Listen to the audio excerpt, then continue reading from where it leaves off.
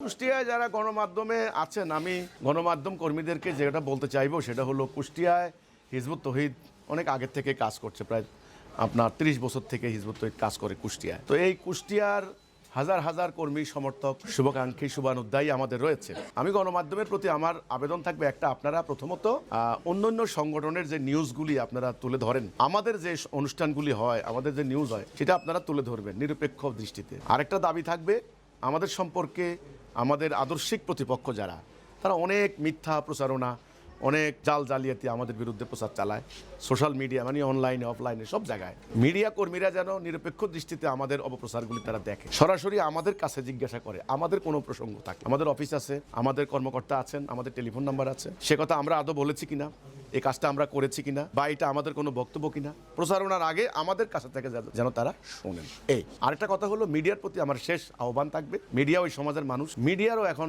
কণ্ঠ আপনার মুক্ত নয়।